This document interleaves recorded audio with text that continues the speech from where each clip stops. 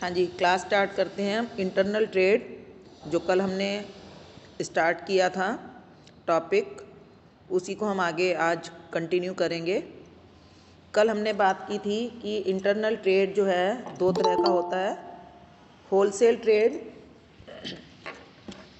And wholesale trade. जैसे आपको दिखाई दे रहा है, आपको बेटा बता सकते हो होलसेल ट्रेड की कौन कौन सी मार्केट आपको दिल्ली में पता है?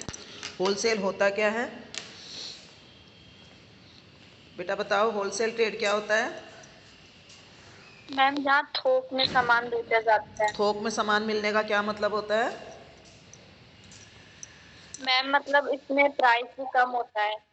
हाँ जी, प्राइस कम होता है और सामान हमें बल्क में खरीदना होता है। ठीक है, तो देखो जैसे स्क्रीन पर आपको दिखाई दे रहा है, traders who purchase goods in bulk from manufacturers and sell goods to retailers and other merchants or to industrial units, institutions and commercial users, but who do not sell significant amount to ultimate consumers।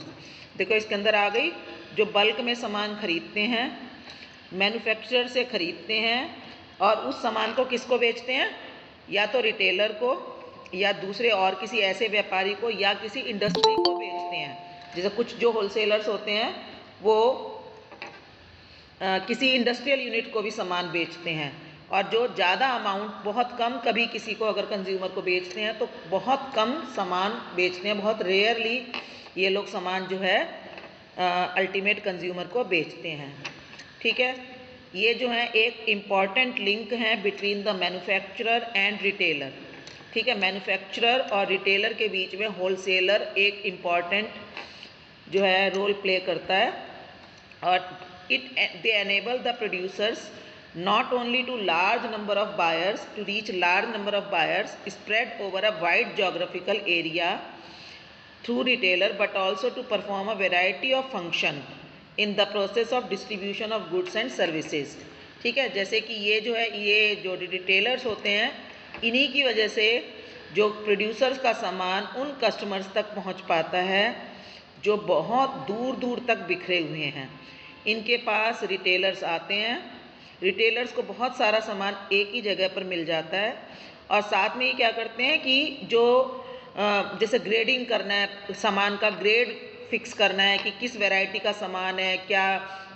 जैसे farmer मान लो कोई अपनी फसल लेकर आया तो उसकी quality decide करना, उसको पैक करना। जैसे बल्क में सामान आ गया, मान लो हमें कहीं से सामान मंगाना है थोक में, बल्क में बहुत बड़े बड़े ट्रक इनके पास आ गए, तो उसको छोटी पैकेजिंग में पैक करना, ये इस टाइप के जो काम हैं वो भी होलसेलर्स करते हैं। और उसका टाइटल ले लेते हैं, टाइटल यानी ऑनरशिप ले लेते हैं, जो सामान वो मैन्युफैक्चरर से सामान लेकर अपने पास रखते हैं। And bear the business risk by installing and selling the goods in their own name.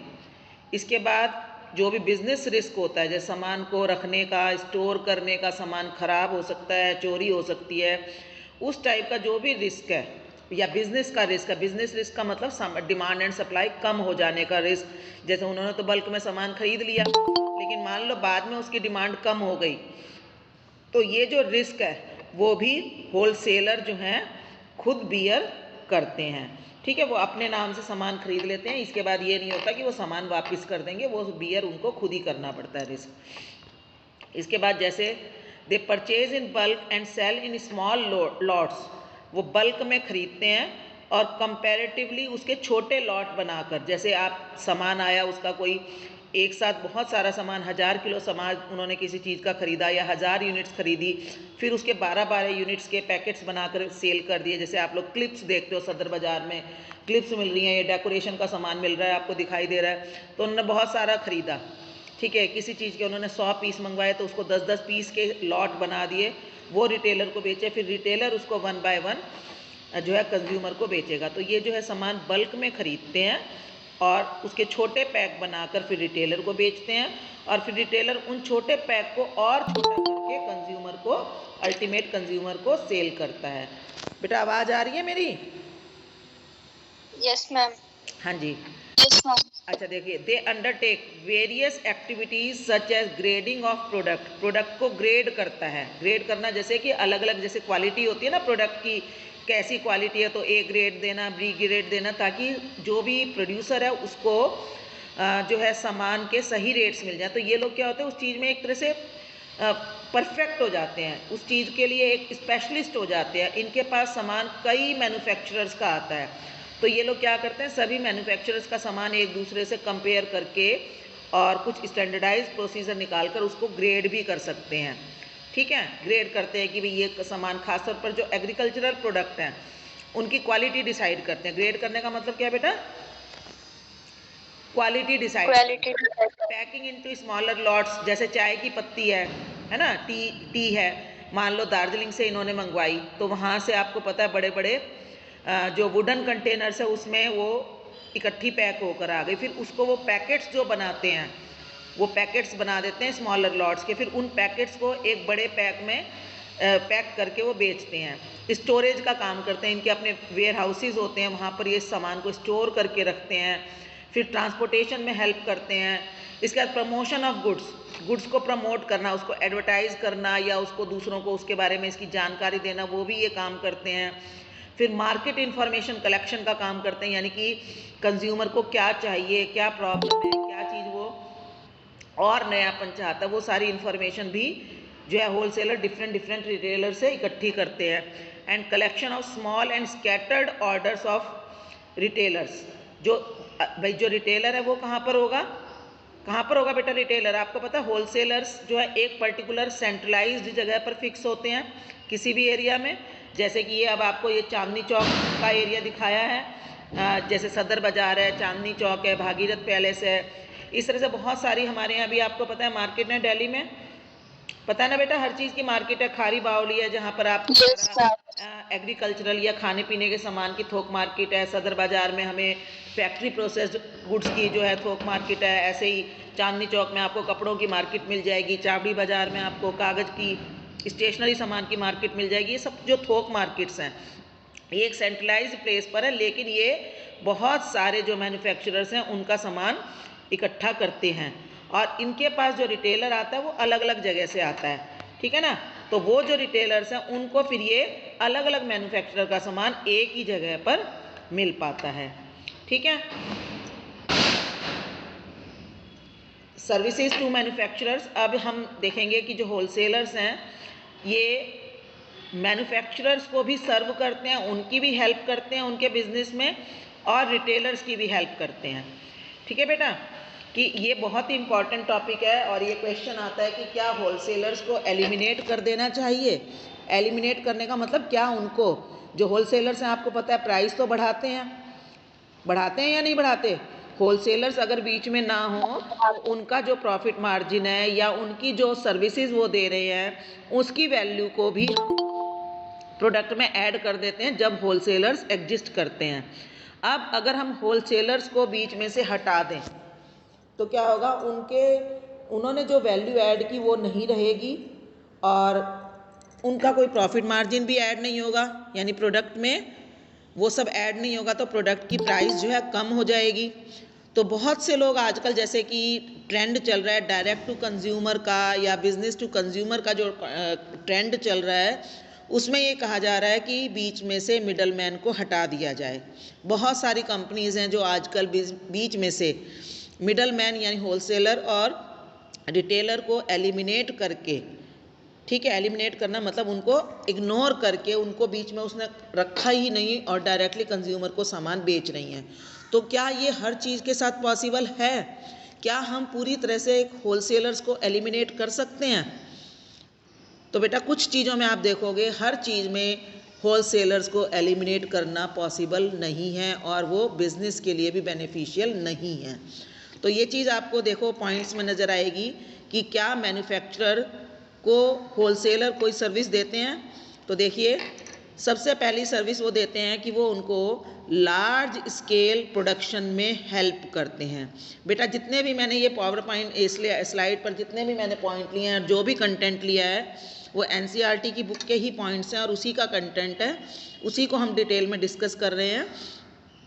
तो आप एनसीईआरटी की बुक से ही इसको तैयार करना, या मैं आपको इसकी पीडीएफ सेंड करूँगी, आप उससे कर सकते हैं। तो ये भी सारे जितने भी पॉइंट्स, और बेटा आपको प्रिपरेशन करते समय अपने एनसीईआरटी के पॉइंट्स को ही आपने बुक में अपनी समझ के अनुसार अपने आंसर्स में लिखना है। ठीक है, पहला पॉइंट है फैसिलिटेट्स। फैसिलिटेट करने का क्या मतलब होता है बेटा? फैसिलिटेट, बेटा आवाज आ रही है मेरी? 11th class. हाँ, फैसिलिटेट का क्या मतलब होता है? Facilitating large scale production. आपको स्क्रीन पर दिखाई दे रहा है फैसिलिटेटिंग लार्ज स्केल प्रोडक्शन? हाँ जी, क्या मतलब हुआ? सुविधा देना, हेल्प करना, उनको इस तरह की सुविधा देता है कि वो लार्ज स्केल प्रोडक्शन कर पाते हैं, यानी लार्ज स्केल पर प्रोडक्शन करने में हेल्प करना। तो देखो वो कैसे कर पाते होंगे, बताओ क्या कैसे ये पॉसिबल होता होगा कि मैन्युफैक्चरर होलसेलर्स की वजह से लार्ज स्केल पर प्रोडक्शन कर पाते हैं? बताओ बेटा क्या हो सकता है इसका रीजन? क्योंकि ये लोग क्या, हाँ जी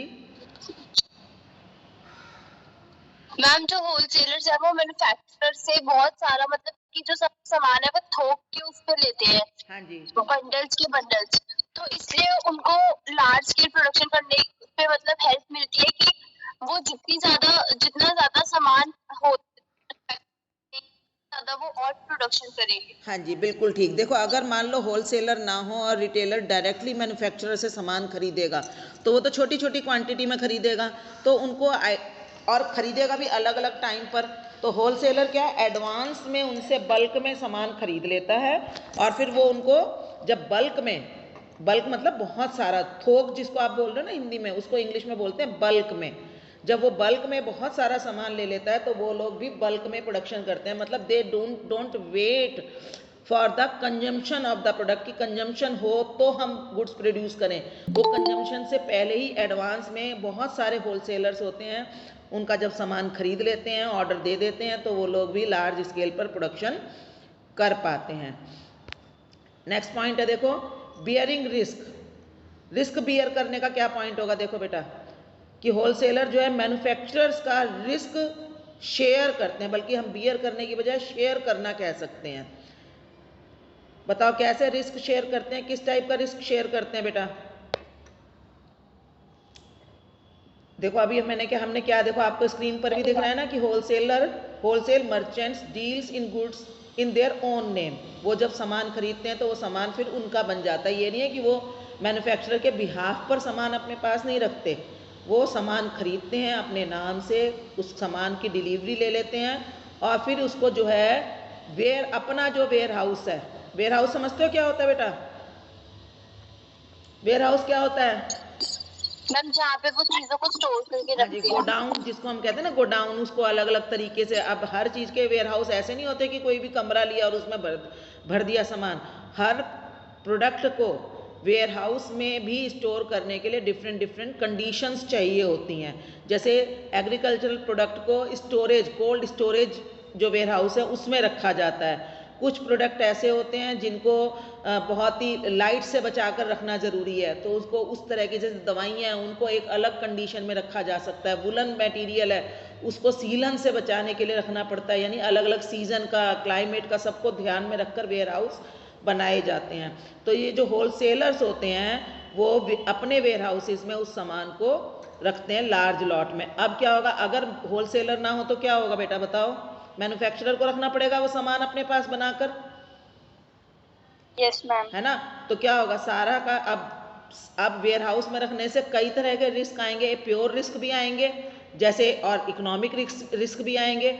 जैसे मान लो प्राइसेस उसकी कम हो गई, डिमांड कम हो गई, कोई चोरी हो गई। पिलफरेज का मतलब होता है सामान उड़ गया, ठीक है, या कोई उसके ऊपर कोई निशान आ गए, स्पॉयल हो गया, आग लग गई, कोई भी काम हो सकता है। तो उस सब को अब कौन बियर कर रहा है? जब होलसेलर है तो ये सारा रिस्क कौन बियर कर रहा है बेटा? मैम, होलसेलर खुद बियर कर रहा है, और बहुत सारे होलसेलर मिलकर बियर कर रहे हैं। एक मैन्युफैक्चरर का सामान मान लो 10 होलसेलर्स ने ले लिया, तो 10 होलसेलर जो है जो रिस्क है उसको शेयर कर रहे हैं आपस में, है ना? लेकिन अगर वो 10 होलसेलर ना होते तो भी सामान तो उतना बिकता ही, रिटेलर्स डायरेक्टली लेते हैं मैन्युफैक्चरर से, तो फिर क्या प्रॉब्लम आती, वो तो थोड़ा थोड़ा सा लेते, तो वो मैन्युफैक्चरर को सारा सामान अपने वेयर हाउस में रखना पड़ता, जिससे कि सारा का सारा रिस्क जो है मैन्युफैक्चरर का खुद का हो जाता। ठीक है बेटा, समझ में आई चीज़ ये। इसके बाद यस मैम। और सर्विसेज में देखो क्या सर्विसेज हैं, फाइनेंशियल असिस्टेंस। ये क्या होता होगा बेटा, फाइनेंशियल असिस्टेंस।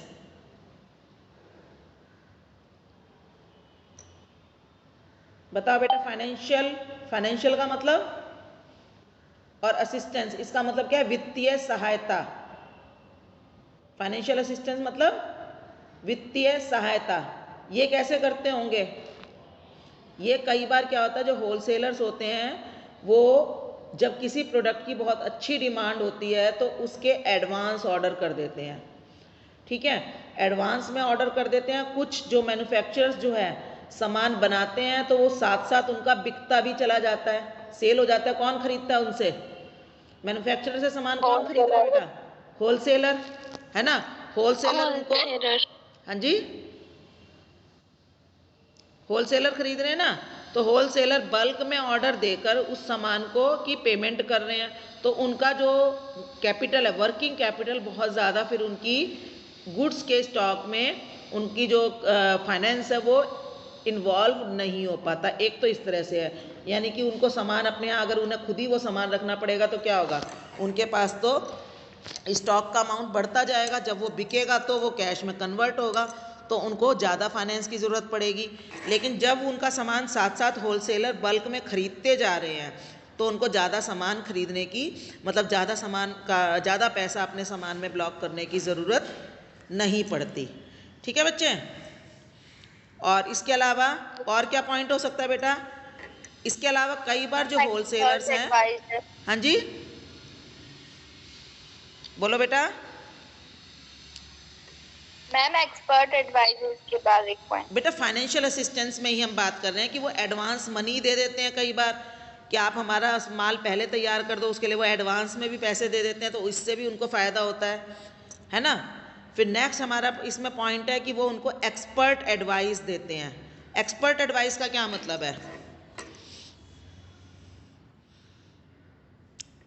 कि मैम मतलब जैसा कस्टमर सामान पसंद करता है, हाँ जी, तो वैसा वो बता देते हैं उन्हें हाँ, कैसे सामान उनके पास बनाओ। ये इन्फॉर्मेशन कहाँ से आती है, मैम जब वो कंज्यूमर को या रिटेलर को सामान देते हैं तो रिटेलर कंज्यूमर की पसंद को जानते हैं, तो वो बताते हैं होलसेलर को। हाँ जी, जब रिटेलर आकर कंज्यूमर को की पसंद होलसेलर को बताते हैं कि इस टाइप का प्रोडक्ट मार्केट में डिमांड पर है, या उनके इस कंपटीटर के सामान में ये खास बात है, ये चीज़ कंज्यूमर को पसंद आ रही है, या कंज्यूमर इस चीज़ में शिकायत कर रहा है, ये सारी जो इन्फॉर्मेशन है वो रिटेलर होलसेलर को देते हैं। और होलसेलर क्या है, उस चीज़ में एक्सपर्ट होते हैं, उस पर्टिकुलर प्रोडक्ट में एक्सपर्ट हो जाते हैं, क्योंकि वो कई मैन्युफैक्चरर्स का, वो एक ब्रांड का सामान अपने पास नहीं रखते, उनके पास कई सारे मैन्युफैक्चरर्स का सामान होलसेलर के पास होता है। तो वो सभी जो मैन्युफैक्चरर्स हैं उनके सामान की कमियां भी और विशेष अच्छी बातें भी उनको पता होती हैं। सामान किस क्वालिटी का है, क्या उसके अंदर प्रॉब्लम्स हैं, वो सारी उनको पता होती हैं। तो वो चीज़ें, वो बातें, वो अगर मैन्युफैक्चरर जानना चाहता है तो वो मैन्युफैक्चरर तक वो सारी चीज़ पहुंचाता है। तो देखो, they get information from the retailers about the customers taste and preferences. ठीक है, कस्टमर का कैसा टेस्ट है, क्या चीज़ वो चाहता है, मार्केट कंडीशंस कैसी चल रही हैं। ठीक है, कंपटीटर्स हैं वो क्या कर रहे हैं, अपने प्रोडक्ट में कैसे बदलाव कर रहे हैं, और फीचर्स जो कम्पिटिटिव प्रोडक्ट है ना वो बताते हैं कि उसमें ये चीज़ है, आपके में ये चीज़ नहीं है, इसलिए सामान नहीं बिक रहा। लाइक इस तरह की सुझाव वो मैन्युफैक्चरर्स को देते हैं। और ऐसे कौन कौन से फीचर्स हैं जो बायर्स को पसंद है प्रोडक्ट में, तो ये सब चीज़ें बताते हैं। और इससे क्या है, मार्केट इन्फॉर्मेशन जो है जब मैन्युफैक्चरर को मिलती है तो फिर वो अपने प्रोडक्ट में बदलाव ला सकता है, उसके अकॉर्डिंगली मार्केट की ज़रूरत के अनुसार जैसा कस्टमर को पसंद हो वैसा प्रोडक्ट वो भी अपना ऑफ़र कर सकता है to the wholesaler, and wholesaler फिर उसको वो रिटेलर को बेचकर उसको हेल्प करेगा। ठीक है, इसके अलावा देखो, help in marketing function. Marketing function में कैसे हेल्प करता होगा, देखो जो होलसेलर है he take care of the distribution of goods to a number of retailers who in turn sell these goods to a large number of customers spread over a large geographical area. जो wholesaler हैं वो goods किसको देते हैं? Retailer को। और ये जो रिटेलर हैं वो गुड्स किसको देते हैं? लार्ज नंबर ऑफ कस्टमर्स को, जो बड़े जोग्राफिकल एरिया यानी बहुत दूर दूर तक सामान जाता है। जैसे दिल्ली में जो सामान बिकता है, आपको क्या लगता है सिर्फ दिल्ली के रिटेलर्स यहाँ पर सामान खरीदने आते हैं? बेटा जो सदर बाजार है, चांदनी चौक है, खारी बावली है, जो हमारे एरिया हैं तो ये होलसेल के, क्या वहाँ से केवल रिटेलर, दिल्ली के रिटेलर सामान लेकर जाते हैं? No ma'am, no ma'am. हाँ जी, आसपास की जो स्टेट्स हैं, पंजाब है, हरियाणा है, उत्तर प्रदेश है, यानी जहाँ से मतलब वहाँ के भी जो रिटेलर से आते हैं और फिर वो रिटेलर अपनी अपनी स्टेट्स में उस सामान को बेचते हैं। तो इस तरह से क्या है, लार्ज जोग्राफिकल एरिया में सामान बिक पाता है। ठीक है, this relieves the manufacturers from many of the marketing activities. तो उनको ये लोग खुद रिटेलर को अलग अलग मैन्युफैक्चरर्स का सामान रिकमेंड करते हैं कि देखिए ये नया प्रोडक्ट आया है, या इस मैन्युफैक्चरर ने ये चीज़ अब इम्प्रूव कर दी है, या इस ब्रांड के सामान में कोई शिकायत आ रही है, या इस ब्रांड के सामान को कंज्यूमर बहुत पसंद कर रहे हैं, या इस सामान को कैसे यूज़ किया जाए, ये सारी चीज़ें वो रिटेलर को एक्सप्लेन करते हैं। कौन कौन एक्सप्लेन करता है बेटा? होलसेलर्स। होलसेलर। ठीक है, रिटेलर को एक्सप्लेन करते हैं, प्रोडक्ट के बारे में बताते हैं, सब कुछ बताते हैं। तो इससे क्या, जो उस सामान को मार्केट करना, यानी कि कस्टमर्स तक के मन में उस प्रोडक्ट को खरीदने की जो इच्छा जगाने का काम है, वो होलसेलर से स्टार्ट हो जाता है। होलसेलर रिटेलर को समझाता है, उसको मतलब एडवाइस देता है, और रिटेलर फिर कंज्यूमर को एडवाइस देता है। तो इससे जो मैन्युफैक्चरर्स हैं वो इस काम से फ्री हो जाते हैं। रिलीव्स का मतलब फ्री हो जाते हैं, और वो अपना जो प्रोडक्शन एक्टिविटी है उसकी क्वालिटी को सुधारने में, उसकी सेल को बढ़ाने में, प्रोडक्शन करने में, उसमें फिर कंसंट्रेट कर पाते हैं। कौन लोग कंसंट्रेट कर पाते हैं बेटा? मैन्युफैक्चरर। हाँ जी, मैन्युफैक्चरर्स कंसंट्रेट कर पाते हैं। चलिए ठीक है, अब जैसे ये मैन्युफैक्चरर्स को सर्व कर रहे हैं। हाँ जी बोलिए मैम। एक बार फैसिलिटी लार्ज स्केल प्रोडक्शन एक बार फिर से। ठीक है, मैं अभी करवाती हूँ। पहले ये देखो, फैसिलिटेट्स प्रोडक्शन कंटिन्यूटी। जैसे आपको पता है कि कोई भी प्रोडक्शन होता है, सामान होता है, वो एक पर्टिकुलर सीज़न में बहुत सारी चीज़ें हैं जो एक सीज़न में बहुत ज़्यादा बिकती हैं। डिमांड उसकी थ्रू आउट द ईयर नहीं होती। जैसे ये सामान है, डेकोरेशन का सामान है, आपको जैसे दिखाई दे रहा है स्क्रीन पर, इसकी मेन सेल कब होती है? ज़्यादातर जब कोई त्यौहार होता है, ख़ास तौर पर दिवाली है, या क्रिसमस होता है, या कोई मतलब त्यौहार होता है, तब जो है डेकोरेशन मटेरियल सबसे ज़्यादा बिकता है। तो क्या उस सामान को केवल उसी टाइम पर बनाया जाए जिस टाइम पर वो सामान चाहिए? नो मैम, उससे पहले ही बनाते हैं उसको, क्योंकि शादियां वगैरह होती हैं। हाँ, तो उसको पहले बनाकर वेयर हाउस में रख लिया जाता है। ठीक है ना, तो ये चीज़ इसको कहते हैं प्रोडक्शन कंटिन्यूटी। ठीक है, प्रोडक्शन में कंटिन्यूटी बनी रहती है। कैसे कि वो लोग सामान खरीद कर अपने पास रख लेते हैं अपने वेयर हाउसेज में, और इससे जो है कंटिन्यूस प्रोडक्शन पॉसिबल हो पाता है। होलसेलर उसको खरीद कर अपने पास वेयर हाउस में स्टोर कर लेते हैं। ठीक है, जैसे ना कि as and when these are produced, the wholesaler facilitate continuity of production activity throughout the year by purchasing the goods as and when these are produced and storing them till the time these are demanded by retailers or consumers. ठीक है, वो उसी time खरीद लेते हैं जिस time वो सामान प्रोड्यूस हुआ है, और इसको अपने वेयर हाउस में स्टोर कर लेते हैं तब तक जब तक कि रिटेलर या कंज्यूमर उस सामान को खरीदने के लिए तैयार ना हो जाए। तो इससे लगातार प्रोडक्शन एक्टिविटीज़ चलती रहती हैं। हाँ जी बेटा, आप बताओ क्या पूछ रहे थे? Ma'am, facilitating large scale production. हाँ जी, लार्ज स्केल पर प्रोडक्शन वो हेल्प करते हैं। बताओ कैसे, आपको क्या लगता है कैसे हेल्प होती होगी? सारे पॉइंट्स में इनमें वही चीज़ आई है, क्योंकि वो लोग बल्क में ऑर्डर देते हैं, है ना।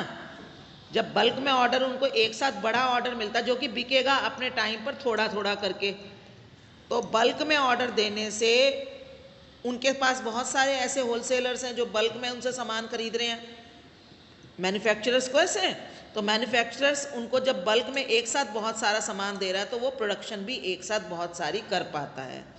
अगर होलसेलर्स ना हो तो फिर रिटेलर्स उनके पास अगर डायरेक्ट सामान खरीदने जाएंगे तो वो थोड़ा थोड़ा सामान खरीदेंगे और कभी मतलब कभी कभी खरीदेंगे, जब डिमांड होगी तब खरीदेंगे, क्योंकि वो लोगों के पास इतना जो है फाइनेंस नहीं होता, ना उनके पास इतनी स्टोरेज फैसिलिटी होती है कि वो चलो जी इकट्ठा सामान खरीद कर रख ले मैन्युफैक्चरर से। तो होलसेलर तो रख लेता है सामान इकट्ठा खरीद कर अपने पास, क्योंकि वो ज़्यादा फाइनेंस उसके पास अवेलेबल होता है। होलसेल का काम कौन करता है? जो ज़्यादा इन्वेस्ट कर सकता हो। तो उससे बल्क में ऑर्डर मिलने के कारण मैन्युफैक्चरर सामान को बल्क में प्रोड्यूस कर पाते हैं, ठीक है। और इसके अलावा जो है वो स्टोर करके रखने में हेल्प करता है, उस सामान को ख़राब ना हो जाए, उससे बिगड़ने में हेल्प करता है, उसको सिस्टमेटिकली अरेंज करता है, वो सारा काम भी मैन्युफैक्चरर करता है, सॉरी ये होलसेलर करता है, जिससे कि मैन्युफैक्चरर के सामान में की जो डिमांड है उसमें कोई कमी ना है, उसकी क्वालिटी में कोई कमी ना है, तो उसको क्वालिटी एश्योरेंस का काम भी एक तरह से होलसेलर देता है। ठीक है बेटा, समझ में आ गई ये सारी पॉइंट्स? कौन कौन से पॉइंट्स किए बेटा हमने? बुक में से पढ़कर बताओ आपने कौन कौन से पॉइंट्स किए? फैसिलिटेटिंग लार्ज प्रोडक्शन, हाँ जी, large scale production, storage, bearing risk, हाँ जी, financial assistance, हाँ जी, expert advice, help हाँ, in marketing functions, बिल्कुल ठीक, और facilitating production continuity, स्टोरेज। ठीक है बेटा, तो ये सारे पॉइंट्स आपको समझ में आ गए हैं? आप इनको लर्न करके रखना, और ये चीज़ ना हर पॉइंट अपने आप में क्वेश्चन बन जाते हैं कि हाउ द होलसेलर हेल्प या shares the risk of manufacturer, how the wholesaler help in production continuity to the manufacturer. तो इस तरह से कोई भी पॉइंट आपका एक क्वेश्चन बनकर आ जाता है तो वो आपको एक्सप्लेन करना आना चाहिए। ठीक है बेटा, चलिए नेक्स्ट हम करेंगे, अब हम करेंगे सर्विसेज टू रिटेलर्स, कि एक होलसेलर जो है रिटेलर को कैसे सर्व करता है, उसको क्या सर्विसेज देता है। तो देखो, पहली सर्विस है उसकी अवेलेबिलिटी ऑफ गुड्स। अभी मैंने आपको क्या बताया कि जो होलसेलर है वो सामान कई सारे मैन्युफैक्चरर से, यानी कई ब्रांड्स का सामान अपने पास स्टोर करता है ना। ये नहीं है कि मान लो अब जैसे एक शैम्पू ही है तो एक ही ब्रांड का शैम्पू नहीं होगा उसके पास कई ब्रांड्स के शैम्पूज़ होंगे। अच्छा, कंज्यूमर है, अब कंज्यूमर को भी एक ही ब्रांड का शैम्पू नहीं चाहिए, उसको भी कोई कंज्यूमर किसी ब्रांड का शैम्पू चाहता है, कोई कंज्यूमर किसी ब्रांड का शैम्पू चाहता है। तो एक रिटेलर को अपने पास कई ब्रांड्स के शैम्पू रखने पड़ेंगे ताकि वो कंज्यूमर को वैरायटी ऑफर कर सके। या कोई कॉस्मेटिक्स आइटम है, या कोई आपका पहनने का कपड़ा है, कोई पहनने की चीज़ें हैं, इवन खाने पीने की चीज़ें हैं, कंज्यूमर हर चीज़ में क्या चाहता है बेटा? वैरायटी चाहता है ना। Yes ma'am. हाँ, तो वो वैरायटी कैसे पॉसिबल होगी? जब रिटेलर अपने पास कई ब्रांड्स का सामान अपने पास रखेगा, उसके अंदर वेरिएशन करके रखेगा। अब जो रिटेलर होता है, एक मिनट क्या हो गया, हाँ जी, तो रिटेलर जो है वो अपने पास हर प्रोडक्ट की बहुत सारी वैरायटी का उसको स्टॉक रखना पड़ता है ताकि वो कस्टमर को हर प्रोडक्ट में जो भी चीज़ वो चाहता है उसमें वैरायटी ऑफर कर सकें।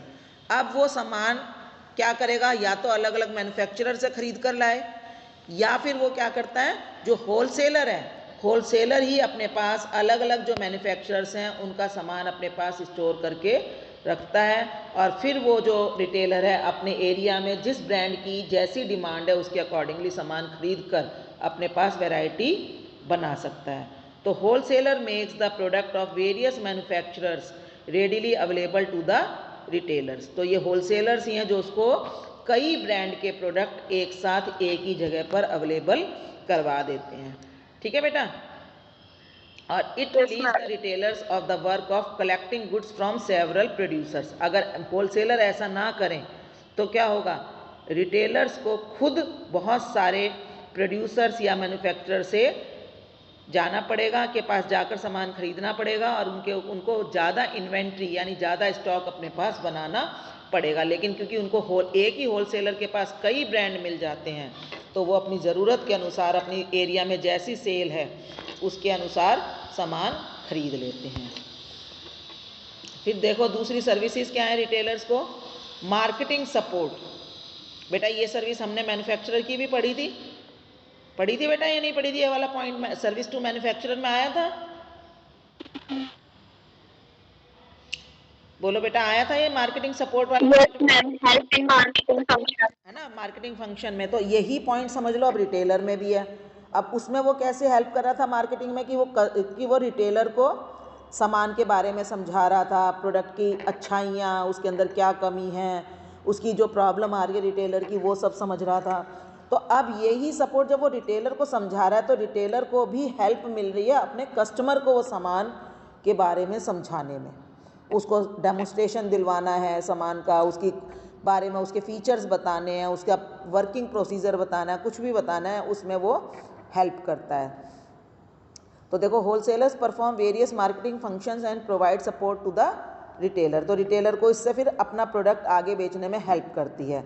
ठीक है, जैसे वो प्रोडक्ट की एडवर्टाइजमेंट कर देते हैं एक पर्टिकुलर ब्रांड की। कई बार जो है होलसेलर, वैसे तो मैन्युफैक्चरर करता है एडवर्टाइजमेंट, पर कई बार अपने एरिया में अपनी लैंग्वेज में, मैन्युफैक्चरर तो किसी और स्टेट का है ना, तो कई बार अपने एरिया में अपनी लैंग्वेज में जो होलसेलर है वो एडवर्टाइजमेंट का काम भी करते हैं और अदर सेल्स प्रमोशनल एक्टिविटीज़। और जैसे कोई डिस्काउंट देना है, कोई कूपन लगाना है, कुछ चीज़ कई बार मैन्युफैक्चरर की तरफ से आती हैं ये स्कीम्स, और कई बार होलसेलर्स भी सामान को ज़्यादा बेचने के लिए तरह तरह की स्कीम्स लाते हैं। और इससे जो है रिटेलर्स को भी बेनिफिट होता है और वो अपने कंज्यूमर को सामान ज़्यादा बेच पाते हैं।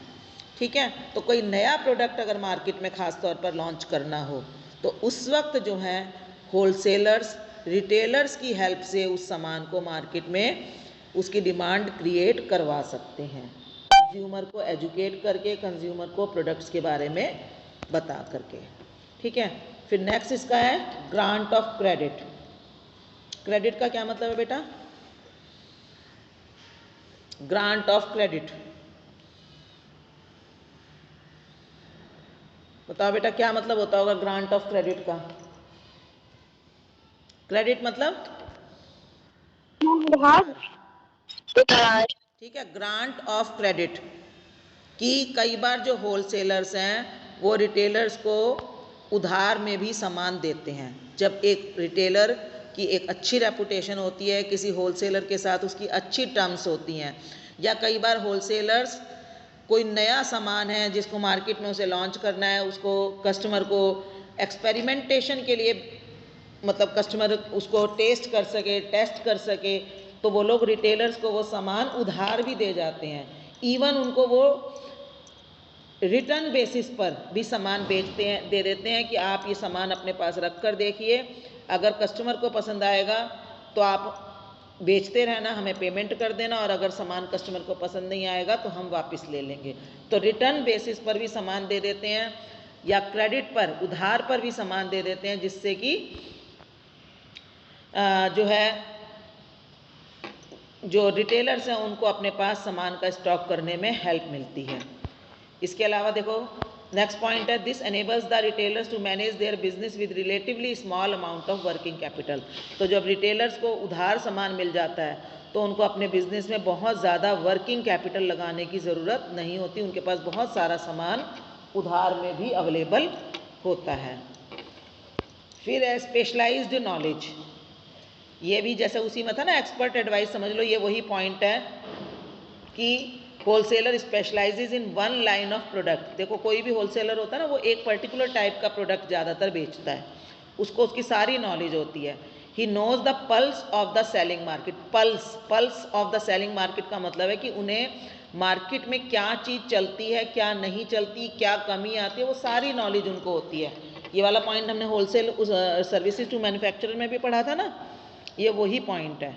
तो ये वाली जो नॉलेज है उसका बेनिफिट रिटेलर को भी होता है, वो भी समझ पाता है कि मुझे क्या चीज़ मेरे एरिया के कस्टमर्स के लिए चाहिए, क्या नहीं चाहिए। तो ये वाली जो बेनिफिट्स नॉलेज है वो अपने रिटेलर्स को भी पास ऑन करते हैं। तो they inform the retailers about the product, new product के बारे में, उसके यूज़ क्या है, उसकी क्वालिटी क्या है, उसकी प्राइस क्या है, कैसा मार्केट में चल रहा है, वो सारी चीज़ें बताते हैं। इसके अलावा वो कई बार आपने देखा होगा कि वो शॉप्स पर फ्रिज वगैरह रखवा लेते हैं, कैसे डेकोरेट करना है, कई बार शेल्फ लगवा जाते हैं, अलमीराज दे जाते हैं, तो वो इस तरह से वो ये भी बताते हैं कि प्रोडक्ट को कैसे आपने अपनी स्पेस देनी है। बेटा जो लोग रिटेलिंग सब्जेक्ट कर रहे हैं NSQF का, उनको ये चीज़ें ज़्यादा डिटेल में पता होंगी कि कैसे वो लोग उनको सामान को डिस्प्ले करने का भी एक अपना तरीका होता है, यानी सामान के डिस्प्ले के ऊपर किसी प्रोडक्ट की सेल बहुत डिपेंड करती है कि जो शॉपकीपर है उस सामान को कहाँ रख रहा है, रिटेलर कस्टमर की निगाहों के सामने रख रहा है या नहीं रख रहा है, उसके ऊपर उस प्रोडक्ट की सेल बहुत डिपेंड करती है। तो जो होलसेलर है वो रिटेलर को इस बारे में भी गाइडेंस देता है। इसके अलावा रिस्क शेयरिंग वही आ गया, उन्होंने अपना सामान, उन्होंने मैन्युफैक्चरर का रिस्क भी होलसेलर ने बियर किया और रिटेलर का भी। अगर होलसेलर ना होता तो रिटेलर को वो सामान बल्क में ख़रीदना पड़ता, तो उसको रिस्क बियर करना, तो वो रिस्क बियर करने से बच गया। ठीक है, तो इस तरह से बहुत सारी चीज़ें जो हैं हेल्प करता है। मैन्युफैक्चरर रिटेलर्स की भी होलसेलर मैन्युफैक्चरर्स की भी हेल्प करता है और रिटेलर्स की भी। इसलिए हम ये कह सकते हैं कि हम होलसेलर को बीच में से एलिमिनेट नहीं कर सकते। ठीक है बेटा, चलिए